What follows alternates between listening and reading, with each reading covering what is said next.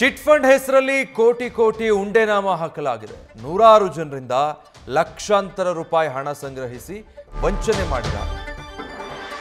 ನವಶಕ್ತಿ chit fund ಕಳ್ಳಾಟಕ್ಕೆ ನೂರಾರು ಜನ ಕಂಗಾಲಾಗಿದ್ದಾರೆ. ಸಾವಿರಾರು ರೂಪಾಯಿ, ಲಕ್ಷಾಂತರ ರೂಪಾಯಿ ಕಟ್ಟದವರು ಈಗ ತಲೆ ಮೇಲೆ ಕೈ ಹೊತ್ತು ಕೂರುವಂತಾಗಿದೆ.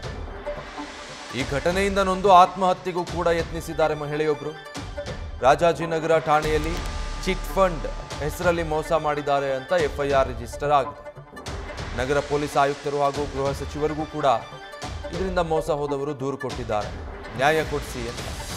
ಚಿಟ್ ಫಂಡ್ ಹೆಸರಲ್ಲಿ ಈ ರೀತಿ ಚೆಲ್ಲಾಟ ಆಡಿ ಜನ ಕಷ್ಟಪಟ್ಟು ದುಡಿದಿದ್ದ ಹಣವನ್ನ ಚಿಟ್ ಫಂಡಿಗೆ ಕಟ್ಟಿ ಕಳ್ಕೊಂಡು ಈಗ ಕಂಗಾಲಾಗಿದ್ದಾರೆ. ಸುಮಾರು 300ಕ್ಕೂ ಹೆಚ್ಚು ಜನರಿಗೆ ಈ ರೀತಿ ಚಿಟ್ ಫಂಡ್ನಿಂದ ದೊಡ್ಡ ವಂಚನೆ ಆಗಿದೆ.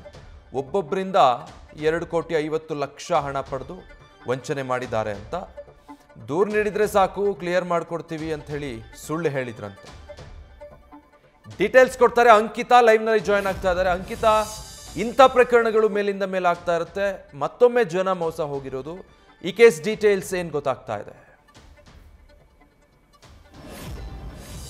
ವಿಜಯ್, ಬೆಂಗಳೂರಿನ ರಾಜಾಜಿನಗರ ಪೊಲೀಸ್ ಠಾಣೆಯಲ್ಲಿ ದಾಖಲಾಗಿರುವಂತಹ ದೂರಿನ ಅನ್ವಯ ಸಾಕಷ್ಟು ಜನರಿಗೆ ಮೋಸವನ್ನ ಮಾಡಿರುವಂಥದ್ದು. ಸುಮಾರು 300ಕ್ಕೂ ಹೆಚ್ಚು ಜನರಿಗೆ ಕೋಟಿ ಮೋಸವನ್ನ ಮಾಡಿದ್ದಾರೆ. ಒಬ್ಬೊಬ್ಬರಿಂದ ಲಕ್ಷಾಂತರ ರೂಪಾಯಿ ಹಣವನ್ನ ಪಡ್ಕೊಂಡು ಈಗ ಆ ಒಂದು ಸಂಸ್ಥೆ ಏನಿದೆ ಅದು ಮೋಸವನ್ನ ಮಾಡಿರುವಂಥದ್ದು. ರಾಜಾಜಿನಗರದಲ್ಲಿರುವಂತಹ ನವಶಕ್ತಿ ಸೌಹಾರ್ದ ಕ್ರೆಡಿಟ್ ಕೋಆಪರೇಟಿವ್ ಬ್ಯಾಂಕ್ ವಿರುದ್ಧ ಸಾಕಷ್ಟು ಜನ ಗಂಭೀರ ಆರೋಪವನ್ನ ಮಾಡ್ತಾ ಇದ್ದಾರೆ. ಅಂದ್ರೆ ತಿಂಗಳು ಏನು ಅವರು ಸೇವ್ ಮಾಡಿ ಇಟ್ಕೊಂಡಿದ್ದಂತಹ ಹಣವನ್ನ ಈ ಒಂದು ಚಿಟ್ ಫಂಡ್ ಸಂಸ್ಥೆ ಏನಿದೆ ಈ ಒಂದು ಸಂಸ್ಥೆಗೆ ಪೇ ಮಾಡ್ತಾ ಇದ್ರು. ಅದಾದ ಬಳಿಕ ಯಾವಾಗ ಈ ಒಂದು ಹಣದ ಮೊತ್ತ ಜಾಸ್ತಿ ಆಯ್ತು ಆ ಸಂದರ್ಭದಲ್ಲಿ ಅವರೆಲ್ಲರೂ ಕೂಡ ಹಣವನ್ನ ದೋಚಿಕೊಂಡು ಪರಾರಿಯಾಗಿರುವಂಥದ್ದು.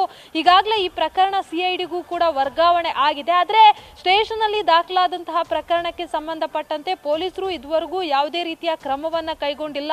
ಆರೋಪಿಗಳು ಬೇಲ್ ಪಡ್ಕೊಂಡಿದ್ದಾರೆ ಅನ್ನೋ ಮಾಹಿತಿ ಸಿಗ್ತಾ ಇರುವಂತದ್ದು. ಆದ್ರೆ ನೊಂದವರು ಈಗಾಗಲೇ ಎಲ್ಲಾ ಕಡೆಗಳಲ್ಲೂ ಕೂಡ ನಮ್ಗೆ ಈ ರೀತಿಯಾಗಿ ಅನ್ಯಾಯ ಆಗಿದೆ ಅಂತ ಹೇಳಿ ನಗರ ಪೊಲೀಸ್ ಆಯುಕ್ತರಿಗೂ ಕೂಡ ದೂರನ್ನ ಕೊಟ್ಟಿದ್ದಾರೆ. ಜೊತೆಗೆ ಗೃಹ ಸಚಿವ ಡಾಕ್ಟರ್ ಜಿ ಪರಮೇಶ್ವರ್ ಅವ್ರಿಗೂ ಕೂಡ ಈಗಾಗಲೇ ದೂರನ್ನ ಕೊಟ್ಟಿರುವಂತದ್ದು. ಅಂದ್ರೆ ಅವರಿಗೆ ಯಾವ ರೀತಿಯಾಗಿ ಮೋಸವನ್ನ ಮಾಡಿದ್ರು, ಎಷ್ಟು ಹಣವನ್ನ ಮೋಸ ಮಾಡಿದ್ರು, ಅವೆಲ್ಲದರ ಬಗ್ಗೆ ಸಂಪೂರ್ಣವಾದ ವರದಿಯನ್ನ ಕೊಟ್ಟಿದ್ದಾರೆ. ಇಲ್ಲಿ ಏನ್ ಹೇಳ್ತಿದ್ದಾರೆ ಅಂತಂದ್ರೆ, ಈಗ ಏನಾದ್ರೂ ಕಂಪ್ಲೇಂಟ್ ಮಾಡೋದಕ್ಕೆ ಹೋದ್ರೆ ತಕ್ಷಣ ಅವರು ಸ್ಟೇಷನ್ಗೆ ಕಾಲ್ ಮಾಡಿ ಒಂದಷ್ಟು ಸಮಯಾವಕಾಶ ಬೇಕು, ಆ ಟೈಮಲ್ಲಿ ನಾವೆಲ್ಲವನ್ನ ಕೂಡ ಕ್ಲಿಯರ್ ಮಾಡ್ತೀವಿ ಅಂತ ಹೇಳ್ತಾರೆ. ಆದ್ರೆ ಸ್ವಲ್ಪ ದಿನಗಳ ಬಳಿಕ ಯಾವುದೇ ರೀತಿಯಲ್ಲಿ ಹಣವನ್ನ ಕ್ಲಿಯರ್ ಮಾಡೋದಿಲ್ಲ. ಸಾಕಷ್ಟು ಜನ ಈ ಘಟನೆಯಿಂದ ಮನನೊಂದು ಆತ್ಮಹತ್ಯೆಗೂ ಕೂಡ ಯತ್ನವನ್ನ ಮಾಡಿದ್ದಾರೆ ಅನ್ನೋದ್ರ ಬಗ್ಗೆ ಕೂಡ ಮಾಹಿತಿ ಸಿಗ್ತಾ ಇರುವಂತದ್ದು. Vijay, thank you Ankita. News first, ನಿರ್ಭೀತಿಯಿಂದ ನಿಮ್ಮ ಪರವಾಗಿ.